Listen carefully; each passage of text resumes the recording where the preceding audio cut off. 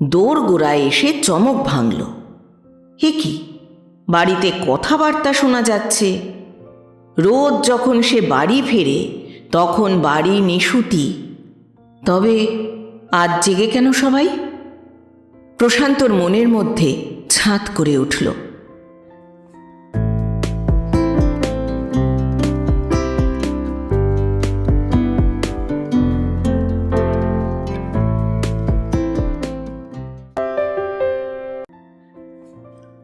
শুভেচ্ছা বন্ধুরা, একরাশ শুভেচ্ছা আর ভালোবাসা।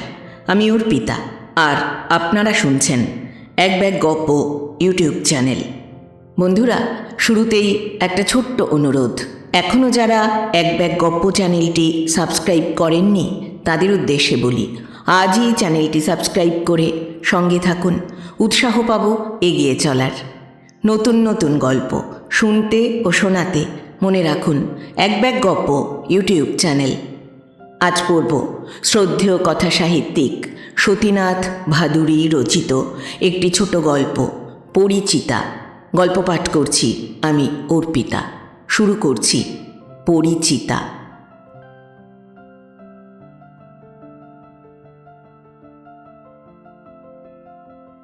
কেবল হিসেব আর হিসেব।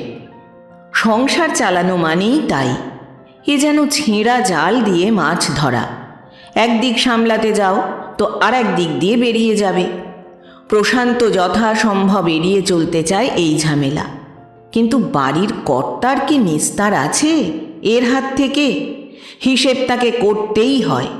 মোটা খরচের হিসেব, দমকা খরচের হিসেব, ধার শোধ দেবার হিসেব, টাকা জমানোর হিসেব। স্ত্রী শৈলর উপর ভার দৈনন্দিন সংসারের হিসাবের। মোটামুটিভাবে বলতে গেলে প্রশান্ত হিসাব করে টাকায়, মাসের প্রথমে। শৈল হিসাব করে পয়সায় আর আনায়। মাসের 30 দিন। মাস পয়লা আপিস ফেরত বাড়ি ঢুকবার মুহূর্তে প্রশান্তর মেজাজ একটু ভারিক্কি হয়ে ওঠে।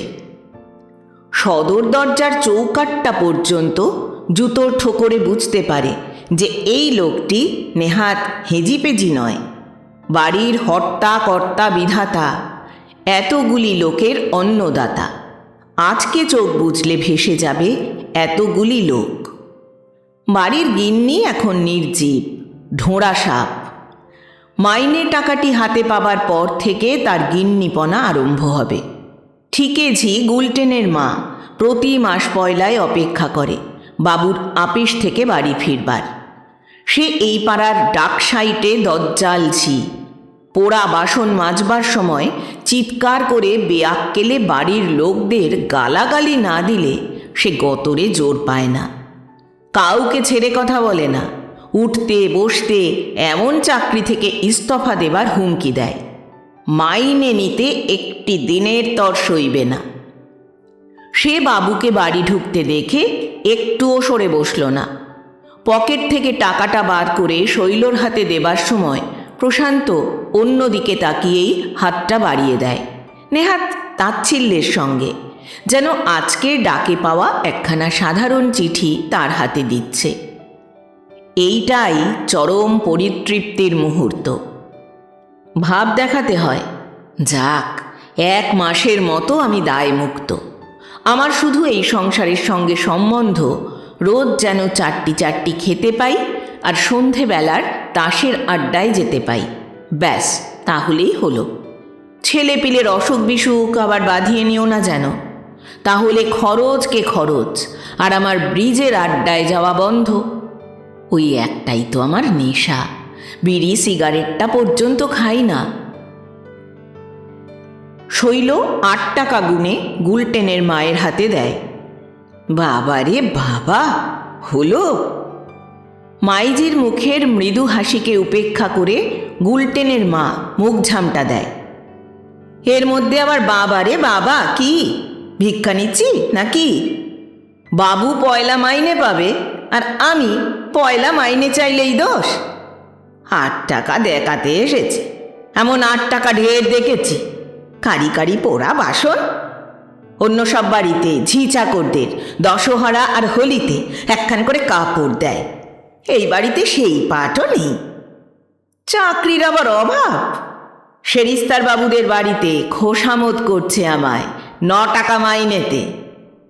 হাত একটা পুরনো সম্বন্ধ আছে অনেক কালের, তাই বলে ছেড়ে যাইনি এতদিন। সোজা বলে দিচ্ছি, দশহরা আর হোলিতে যদি আমায় কাপড় না দেন তাহলে আর কাজ করব না এই বাড়িতে। মাসের প্রথমেই বলে দেন, তাতে গেরস্তেরও সুবিধে, আমারও সুবিধে। একবার আরম্ভ হলে এই এখন থামবার নয়। শৈল কাতর মিনতি জানায়। আচ্ছা বাপু, এখন যা, বাবুকে একটু মুখ হাত ধুয়ে জল টল খেতে দিবি না তাও দিবি না? একখানা ময়লা নোট বদলে রাগে গজগজ করতে করতে গুলটেনের মা চলে গেল। তার উপর প্রশান্ত চিরকালই বিরক্ত। সংসারের ব্যাপারে সে সাধারণত কথা বলতে চায় না, কিন্তু আজ মাস পয়লার মেজাজে সে বলেই ফেলল। ছাড়িয়ে দিলেই হয় এটাকে, আজকাল আবার লোকের অভাব। রিফিউজি ক্যাম্পের 1000টা লোক ঘোরাঘুরি করছে কাজের খোঁজে। সেই যে মেয়ে মানুষটা সেদিন তোমায় বাঁশের ধুচুনি তৈরি করা শেখাচ্ছিল, সেটা তো 6 টাকাতেই কাজ করতে রাজি, বললে না? কে? চাঁপা? রিফিউজি ক্যাম্পের লোক কে কেমন জানা নেই, শোনা নেই। গুলটেনের মা 1000 হলেও পুরনো লোক। ওকে পুজোয় কাপড় দেবে না ছাই, ওরকম বলে। শৈল উত্তর দেয়। প্রশান্ত আর কথা বাড়াতে চায় না। স্ত্রীর সন্দেহবাতিগ্রস্ত মনের এই দিকটার সঙ্গে সে অপরিচিত। বয়স্থা স্ত্রীলোক ছাড়া আর কাউকে শৈল বাড়িতে ঝি হিসাবে রেখে স্বস্তি পায় না। সে রাত্রে খেলা জমেছিল ভালো। কেবল শেষ হাতে পার্টনার যদি রুইতন না খেলে হরতন খেলে তাহলে কিভাবে বদলে যেতে পারত খেলা, সেই কথাই ভাবতে ভাবতে প্রশান্ত বাড়ি ফিরছিল। দোরগোড়ায় এসে চমক ভাঙল। এ কি, বাড়িতে কথাবার্তা শোনা যাচ্ছে। রোজ যখন সে বাড়ি ফেরে তখন বাড়ি নিশুতি। আগে শৈল হেসেলে রাত 12টা পর্যন্ত তার জন্য ভাত আগলে বসে থাকত। বিয়ের পর থেকেই তার অম্বলের ব্যামো আজকাল বেড়েছে। প্রায়ই সন্ধ্যার দিকে মাথা ধরে। চেহারা দিন দিনই শুকিয়ে দড়ি পাকানো গোছের হয়ে যাচ্ছে। 30 বছর বয়সে গায়ে কোথায় একটু মাংস লাগবে তা নয়, ঠিক উল্টো।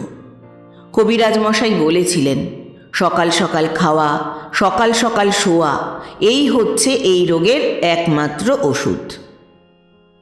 নিজের শ্রীহীন চেহারার কথা ভেবে সে কবিরাজ মহাশয়ের নির্দেশ মেনে চলতে রাজি হয়েছে। রাতে ঘরের মধ্যে প্রশান্তর ভাত ঢাকা থাকে। তবে আজ জেগে কেন সবাই? প্রশান্তর মনের মধ্যে ছাঁত করে উঠল। খোকার আবার অসুখ বিসুখ হলো নাকি? এই তো সেদিন অসুখ থেকে উঠল, আবার হয়তো এক খরচের ধাক্কা। দিন কতক সবাই ভালো থাকলেই তার ভিতরের মন বলে যে আবার এক ঝাঁক ওষুধপথ্যির খরচ আসছে। গত মাসে শৈলর সাবিত্রী ব্রত উদযাপনে একটা মোটা টাকা খরচ হয়েছে। কোথায় ভাবছিল এ মাসে কিছু জমাতে পারবে পুজোর সময়ের জন্য। অমনি কি একটা দমকা খরচ আসবে। চিরকাল সে লক্ষ্য করে আসছে যে টাকা জমানোর জোগাড় করলেই আচমকা একটা খরচ ঘাড়ে এসে পড়ে। তা সে বাসন চুরি গিয়েই হোক কিংবা কোনো শালাশালির হঠাৎ বিয়ে ঠিক হয়ে গিয়েই হোক। বাড়ি ঢুকে সে অবাক হয়ে গেল। প্রথমটায় চিনতে পারেনি। সাদা লম্বা দাড়িওয়ালা এক ভদ্রলোক ছেলে মেয়েদের সঙ্গে গল্প করছেন। কোথায় যেন দেখেছেন একে আগে, চেনা চেনা মুখ। এই যে প্রশান্ত, তোমার ছেলে মেয়েদের বলছিলাম স্কুল বোর্ডিংয়ের তোমার সেই নিখিল ভারত কুলকুচা প্রতিযোগিতার কথা। এরা কিছুতেই বিশ্বাস করবে না। এতক্ষণে চিনতে পেরে প্রণাম করল প্রশান্ত। অঙ্কর মাস্টার দারিক মুখুজ্জে।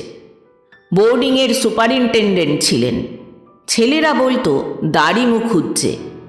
তখন ছিল কালো দাড়ি, তাই চিনতে পারা যাচ্ছিল না এখন। ভদ্রলোক দরকারের চাইতেও বেশি কড়া।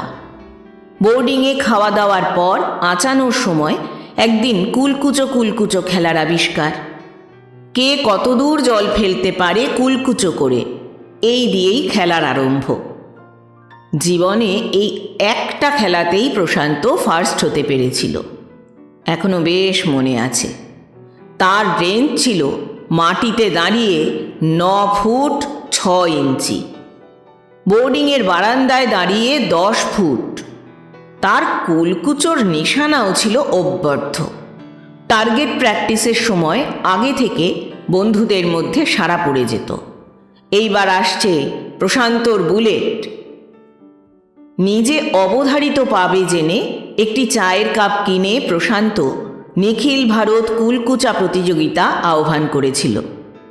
দাড়ি মুখুজ্জে ছিলেন নিষ্ঠাবান ব্রাহ্মণ। তাঁর বোর্ডিংয়ে এই অনাচারের খবর পেয়ে তিনি প্রশান্তদের স্কুল থেকে রাস্টিকেট করবার ভয় দেখান। সব মনে আছে। এরপর থেকে তার বিলক্ষণ রাগ ছিল দাড়ি মুখুজ্জের উপর। সেই দাড়ি মুখুজ্জে। আপনি হঠাৎ আমার ঠিকানা পেলেন কি করে? দাড়ি মুখুজ্জে উত্তর দিলেন, ঠিকানা পাবার জন্য কি কম কষ্ট করতে হয়েছে? কৃতী ছাত্ররাই তো শিক্ষকদের বুড়ো বয়সের সম্বল। ভাবলাম একবার দেখা করে আসি প্রশান্তর সঙ্গে। হবেক্ষণ সেসব কথা পরে। তার ছাত্রের কৃতিত্বের বর্তমান বাজার দর মাগ্গি ভাতা সমেত মাসিক 128 টাকা। এই খবর তিনি জানেন কি না বোঝা গেল না। এই অবাঞ্ছিত অতিথি এখন কদিন থাকবেন কে জানে। বাড়িতে শোয়ার ঘর তো একখানি। শৈল ছিল রান্নাঘরে। তার কাছেই প্রশান্ত শুনল অতিথির এই বাড়িতে ঢুকবার ইতিহাস। প্রথম যখন ভদ্রলোক প্রশান্তর নাম ধরে চেঁচিয়ে ডাকেন, তখন শৈল খোকাকে দিয়ে বলিয়েছিল যে বাবা বাড়ি নেই, ফিরতে রাত হবে। তিনি বাইরের সিঁড়ির ওপর বসলেন। ঘণ্টাখানেক পর আবার চিৎকার, খোকা, মাকে বলো যে আমি তোমার বাবার মাস্টার মশাই, আজ রাতে এখানে খাবো। এরপর কি চোখ কান বন্ধ করে থাকা যায় বলো? এনে বসালাম ঘরে। মাস্টার মশাই কেন যে তার কৃতী ছাত্রদের এমন গরু খোঁজা করে খুঁজতে আরম্ভ করেছেন সে খবর জানা গেল খাওয়ার সময়। তার ছোট মেয়ের বয়স 23-24 বছর। এতদিনে বিয়ের ঠিক হয়েছে এক জায়গায়, সেই জন্য তিনি টাকা সংগ্রহে বেরিয়েছেন। পুরনো ছাত্রেরা যে যা পেরেছে দিয়েছে, অনেকেই আবার তাকে সঙ্গে করে নিয়ে বেরিয়ে পাড়া থেকে 2-10 টাকা চাঁদাও সংগ্রহ করে দিয়েছে। উনি আন্দাজ দিলেন টাকা 30-40 আশা করেন এখান থেকে। এই রকমই একটা কিছুর ভয় করছিল প্রশান্ত। বৃদ্ধ অঙ্কর মাস্টার ছিলেন, তাই আজও হিসেবে ভুল হয়নি তার। একেবারে পয়লা তারিখে এসেছেন। হাতে কিছু নেই, বলবারও উপায় নেই। স্বামী স্ত্রীতে মিলে অনেক আলোচনার পর ঠিক হলো একে কালই বিদায় করতে হবে, নইলে উনি এখন এখান থেকে চাঁদা তুলে বেড়াবেন পাড়ার লোকের কাছ থেকে। এখানে থাকা মানেই খরচ, অসুবিধাও অনেক। তার চেয়ে নিজের ক্ষমতার অতিরিক্ত কিছু টাকা থোকে ওকে দিয়ে কাল সকালেই বিদায় করে দেওয়া ভালো। যেতে কি চান? 15টা টাকা দিয়ে অতি কষ্টে তাকে বাগ মানানো গেল কোনো রকমে। তিনি তো গেলেন, কিন্তু পারিবারিক বাজেটের উপর দিয়ে ঝড় বয়ে গেল। এটাকে গুরুদক্ষিণা বলে ভাবতে পারলেও মনে তৃপ্তি পাওয়া যেত, কিন্তু দাড়ি মুখুজ্জের উপর সে যে ছিল হাড়ে চটা চিরকাল। একেবারে বিনা নোটিশে 15 টাকা খরচ। শৈলই প্রথম কথা পারল। সংসারের খরচ কমিয়ে এই 15 টাকা পুষিয়ে নেবার দায়িত্ব তারই। তবু ভাগ্যি যে কারো কাছে হাত পাততে চায়নি। গুলটেনের মাকে ছাড়িয়ে দিলেই হয়, 2 মাসে তাহলে টাকাটা উঠে আসবে। প্রশান্ত উত্তর দেয়, না না, সে হয় না। শৈল বলে, কেন, বিনা ঝিতে কি আমি চালাইনি কখনো? প্রশান্ত বলে, যখন চালিয়েছ তখন চালিয়েছ, এখন কি তোমার সে শরীর আছে? দেখো তো, হাতের সব শিরাগুলো বেরিয়ে পড়েছে। আয়নাতে দেখেছ তোমার চেহারা কি হয়ে যাচ্ছে দিন দিন? প্রশান্ত জানে যে শৈলর মনের এই দিকটা বড় স্পর্শকাতর। শৈল রাজি হয় গুলটেনের মাকে ছাড়িয়ে চাপাকে রাখতে।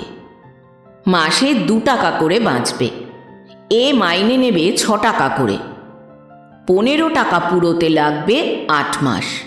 ততদিন এখানে রিফিউজি ক্যাম্প টিকলে হয়। শোনা যাচ্ছে যে শিগগিরই এখানকার ক্যাম্প উঠে যাবে, ভালোই হবে। চাপা টাপার মতো মেয়েদের বেশি দিন রাখা কোনো কাজের কথা নয়, আর 2-4 মাসের মধ্যেই সে নিজেই বোধহয় সেরে উঠবে। সদ্য বরখাস্ত করা গুলটেনের মায়ের চিৎকার শৈলর মনের খটকা আরও বাড়িয়ে দেয়।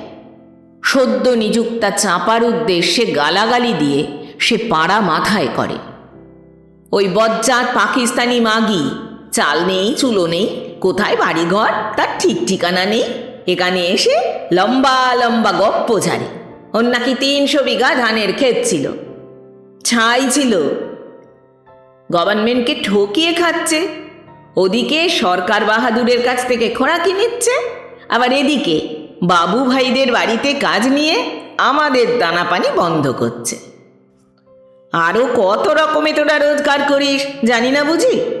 যার চোখ আছে সেই দেখছে, গা ফুটে কুষ্টু বেরোবে এই বলে দিলুম। গুলটেনের মায়ের কথা কখনো মিথ্যা হয় না, আর এই বাড়ির মাইজিকেও বলি, নিজের দেশের লোক পেয়েছ বলে কি চোখ বুজে তাকে রাখতে হবে নাকি? বাঙালি হলেই বাঙালির দিকে টানে, এ জিনিস চিরকাল দেখে আসছি। নিজের দেশের ভিখিরির দেখা পেয়েছ বলে কি এখানকার এতকালকার সব সম্বন্ধ ধুয়ে পুঁচে ফেলে দিতে হবে? মুলুকের গাধার লাদও বুঝি এখানকার গোবরের চেয়ে ভালো। সেই রাত্রে প্রশান্ত তাসে 10 পয়সা জিতেছিল, সেই জন্য মনটা বেশ ভালো ছিল। রাতে খাওয়ার পর সে ঘর থেকে বেরোলো আঁচাতে, বাইরের বারান্দায়। রাত নিশুতি, উঠানে জ্যোৎস্না ফুটফুট করছে। 1 ঘটি জল রাখা রয়েছে বারান্দায়। শৈলর কোনো কাজে ত্রুটি নেই। আঁচাবার সময় হঠাৎ মনে পড়ল দাড়ি মুখুজ্জের বলা কুলকুচা প্রতিযোগিতার কথা। এখন ভাবলেও হাসি পায়। কি দিনই গিয়েছে সব সব জিনিসেই অভ্যাসের দরকার। এখন বোধহয় 8 ফুটও ক্লিয়ার করতে পারবে না। উঠানের মাঝখানে শৈল এঁটো বাসনগুলো নামিয়ে রেখে দিয়েছে, ঝি ভরে এসে মেজে দেবে বলে। কত দূর হবে বাসনগুলো এখান থেকে?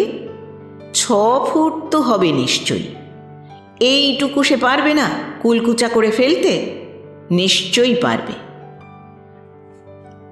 ঠিক পেরেছে, অনায়াসে। আনাড়িরা জানবে কি করে মাথাটা কত ডিগ্রি পেছন দিকে বাঁকালে কুলকুচোর বুলেট সবচেয়ে বেশি দূরে যায়। ঠোঁট দুটোকে মুড়ে তার পরিধি কতটা সংকুচিত করলে নিশানা ঠিক করতে সবচেয়ে সুবিধা হয়।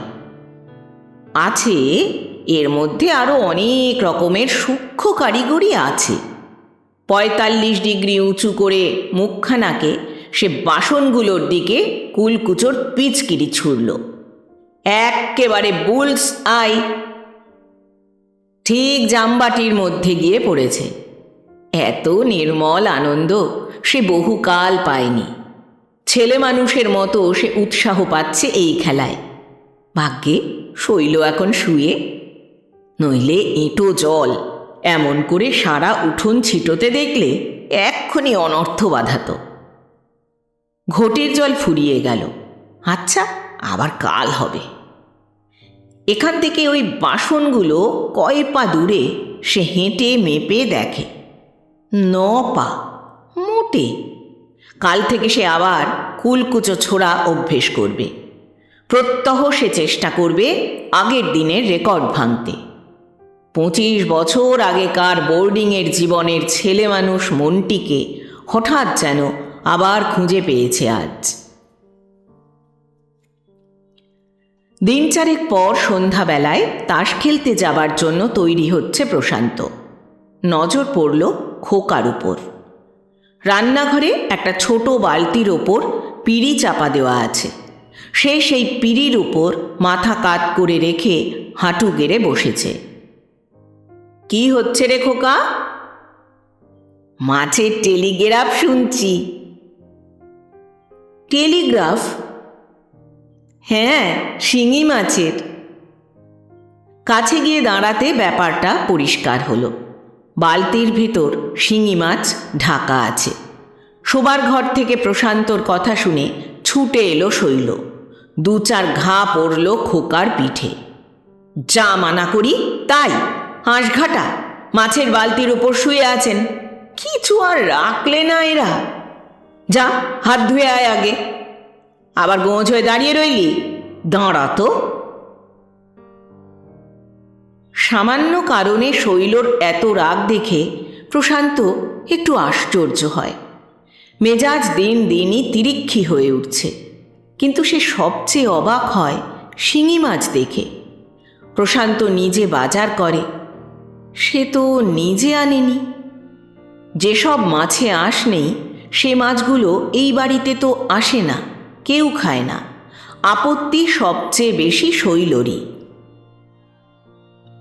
খোকার পেটটা ঠিক যাচ্ছে না, তাই আনালাম শিঙি মাছ। বাড়ির প্রত্যেকটি লোক আছেন যে যার নিজের মতো, সব ধকল এসে পড়ে আমারই উপর। শৈলর চোখে জল এসে গিয়েছে। চোখের জল তার হাত ধরা। এত মারধর কান্নাকাটির কি হলো বুঝতে পারে না প্রশান্ত। ঠেস দিয়ে বলা কথায় অকারণে নিজেকে দোষী মনে হয়। সত্যি সংসারের সব ঝক্কি পোহাতে হয় বেচারি শৈলকেই। ওই অস্থি চর্মসার শরীর নিয়ে উদয়াস্ত খাটছে। ছেলের যে শরীর খারাপ সেই খবর পর্যন্ত রাখে না প্রশান্ত। নিজে থেকে বুদ্ধি করে রুগ্ন ছেলের পথ্যটা পর্যন্ত কিনে আনে না। তাই বুঝি এই অভিমান, এই ব্যথা শৈলর। এসব কোনো বিষয়ই নজর নেই তার। তাস খেলতে বেরোচ্ছে এখন। সত্যি সে স্বার্থপর। তাস খেলায় সে গড়ে মাসে 1.5 টাকা করে হারে। যাদের সংসারে 1-2 পয়সার হিসাব করে চলতে হয় তাদের পক্ষে কি নিজের ফুর্তির জন্য মাসে 1.5 টাকা করে বাজে খরচ করা উচিত? না, সে আর তাস খেলতে যাবে না। অনেক কাল পর আজ প্রশান্ত সকাল সকাল খেয়ে দিয়ে শুল। কথা বলবে কি? শৈলর চোখের জল বাধা মানছে না। এত সোহাগ স্বামীর কাছে সে অনেক দিন পায়নি। তাস না খেলার জন্য না কি জন্য যেন প্রশান্তরও সেই রাত্রে ঘুম কিছুতেই আসতে চায় না। মাঝরাত্রে একটু তন্দ্রা এসেছিল। কপালে কি যেন ঠান্ডা মতো লাগায় চমকে উঠল। হো, শৈল!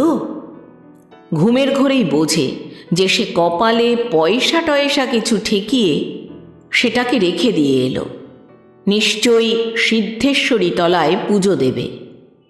তাস খেলতে না যাওয়ায় বোধহয় ভেবেছে যে স্বামীর একটু শরীর খারাপ হয়েছে। শৈলর হাতে একটা আষ্টে আষ্টে গন্ধ। আবার ঘুমে চোখ জুড়ে এলো। সকালে চোখে মুখে জল না দিয়েই চা খাওয়া প্রশান্তর চিরকালের অভ্যাস। বারান্দায় এসে মোড়াটার উপর বসতেই দেখে গুলটেনের মা বাসন মাজছে। অবাক হবারই কথা, ছেলেমেয়েরা এসে বসেছে বারান্দায়। বাবার চা খাওয়া শেষ হলে সেই কাপে করে তারা চা খাবে। কে প্লেট কে পেয়ালা নেবে তাই নিয়ে রোজ ঝগড়া। শৈল চা নিয়ে এলো। খোকা হঠাৎ হাততালি দিয়ে ওঠে, এ রাম, বাবার কপালে সিঁদুর, এ রাম, বাবা টিপ পড়েছে। মনে মনে খুব লজ্জিত হলো প্রশান্ত। শৈলর মুখ দেখে বোঝে যে সে অপ্রস্তুত হয়েছে আরও বেশি। হবারই কথা, মেয়ে বড় হচ্ছে। কোঁচার খুঁট দিয়ে কপালের সিঁদুরের ছোপটুকু মুছে ফেলল প্রশান্ত। তারপর গুলটেনের মায়ের দিকে চোখ ইশারা করে শৈলকে জিজ্ঞাসা করে, একে আবার দেখছি? হ্যাঁ বলেই শৈল রান্নাঘরে ঢুকে গেল। তার হাতে এখন অনেক কাজ, কথা বলবার সময় নেই। চাপা নিশ্চয়ই ঝগড়াঝাটি করে থাকবে। যাক, শৈলর সংসার শৈল বুঝবে। সেদিন শনিবার 3টের সময় আপিস থেকে বাড়ি ফিরল প্রশান্ত। উঠানে প্রচণ্ড হইচই বেঁধে গিয়েছে। চাপা আর গুলটেনের মা, কেউ কম যায় না। গুলটেনের মায়ের হিন্দিতে গালাগালি তবু বোঝা যায়, কিন্তু চাপার পূর্ববঙ্গের গালাগালির ভাষা বোঝে কার সাধ্য। বারান্দায় বসে কাঁদছে শৈল। বাবুকে দেখে অন্যদিন মাথার কাপড় টেনে দিত চাপা, আর কোনো দিন মাথার কাপড় দেয় না গুলটেনের মা। এখন দেখা গেল ঠিক তার উল্টো। এই বাবু এসেছেন বলে গুলটেনের মা জিভ কেটে ঘোমটা টেনে বেরিয়ে যেতে চাচ্ছিল। চাপা তার কাপড় চেপে ধরেছে। চাপার কথায় যা অল্প স্বল্প বোঝা গেল তার অর্থ দাঁড়ায় যে বাবুর কাছ থেকেই সে ব্যাপারটার সুবিচার চায়। এই জন্যই সে অপেক্ষা করছে। 6 টাকা মাইনের চাকরিতে মা তাকে বহাল করে 3 দিন পরে ছাড়িয়ে দিলেন। কোন অপরাধে তা সে জানে না। কাল সকালে সে শুধু মাকে বলেছিল যে তার মতো ঝি চাকরের উপর দরদ সে কোনো বাড়িতে দেখেনি। এঁটো বাসনগুলোয় জল ঢেলে ভিজিয়ে রাখলে ঝি চাকরের মাজতে কত সুবিধা, এ কথা কি সব বাড়িতে খেয়াল রাখে? সে শুধু দোষের মধ্যে বলেছিল, মা আপনি রোজ রাত্রে এঁটো বাসনগুলোয় জল দিয়ে রাখেন, দিনের বেলায় রাখেন না কেন? রোদ্দুরে বাসনগুলো শুকিয়ে খড়খড়ে হয়ে থাকে। মা শুধু জিজ্ঞাসা করলেন, রাতে বাসনে জল দেওয়া থাকে নাকি? তারপরেই চক্ষু রক্তবর্ণ। বললেন, আজ ওবেলা থেকে আর কাজ করতে হবে না। পাকিস্তানি মেয়েদের জানা নেই শোনা নেই, এর চেয়ে চেনাশোনা গুলটেনের মাই ভালো। বেশ কথা, রাখতে ইচ্ছা হয় রাখবে, ইচ্ছে না হলে রাখবে না। কিন্তু কি দোষ তুমি আমার পেলে মা, যে 3 দিনের মধ্যে তোমার চোখে আমি বিষ হয়ে গেলাম? যাগে, গরিবের আবার মান অপমান ভগবানই আমাদের মেরেছে, তুমি আর আমায় তার চেয়ে বেশি কি মারবে? মা বলেছিল আজ এসে 4 দিনের মাইনেটা নিয়ে যেতে। আজ মাইনে দেবার পর মা বললে, 4টি মাছের ঝোল ভাত খেয়ে যাও চাপা। ভাত খাওয়ার পর খোকাবাবু তাকে গল্পে গল্পে জিজ্ঞাসা করেছে, সিঁদুর মাখানো শিঙি মাছ খেতে তেতো না ভালো? সিঁদুর মাখানো শিঙি মাছ? ওয়াক দিয়ে বমি আসবার জোগাড়। সিঁদুরে যে পাড়া থাকে, পাড়া খেলে যে গা দিয়ে কুষ্ঠ বার হয়। মায়ের কাছে চেঁচামেচি করতেই গায়ে পড়ে ঝগড়া করতে এলো গুলটেনের মা। সে টুকটাক জানে, নিজে শিঙি মাছ এনে মন্ত্র পড়ে দিয়েছে। মাইজিকে বলে সেই মন্ত্র পড়া শিঙি মাছ তাকে খাইয়ে দিয়েছে। আরও কি কি করেছে সেই জানে। বলছে যে আর কেউ চাপার দিকে ফিরেও তাকাবে না, গায়ে কুষ্ঠ বেরোবে। যেমন পরের চাকরি খেতে গিয়েছিলি তেমনি শাস্তি। চাপার কপালে কি এও ছিল? কি করেছিল সে যে সবাই মিলে তাকে এই বিদেশ বিভুঁয়ে সিঁদুর মাখানো শিঙি মাছ খাইয়ে দিল? সে এক্ষুনি গিয়ে ক্যাম্পে ডেপুটি সাহেবকে বলে গ্রেপ্তার করাবে গুলটেনের মাকে। বাবু, আপনি এর বিচার দেন। চাপা বাবুর পায়ে মাথা কোটে। তাকে বুঝিয়ে সুঝিয়ে ঠান্ডা করতে চেষ্টা করে প্রশান্ত। 2 টাকা আর একখানা পুরনো শাড়ি খেসারত দিয়ে তাকে অতি কষ্টে বিদায় করতে হয়। চাঁপা চলে গেলেও ভয় যায় না। সে আবার ক্যাম্পে গিয়ে এই নিয়ে হইচই না বাঁধায়, তাহলে কেলেঙ্কারির এক শেষ। শৈল অঝোরে কাঁদছে। গুলটেনের মায়ের পরামর্শে তার কপালে ঠেকানো শিঙি মাছ চাঁপাকে খাওয়ানো ছেলে মানুষই না। কিন্তু কি বলবে প্রশান্ত শৈলকে? স্ত্রীর চেয়েও বেশি ছেলে মানুষই সে নিজে করেছে, এঁটো বাসনগুলোর ওপর কুলকুচো কুলকুচো খেলা করে।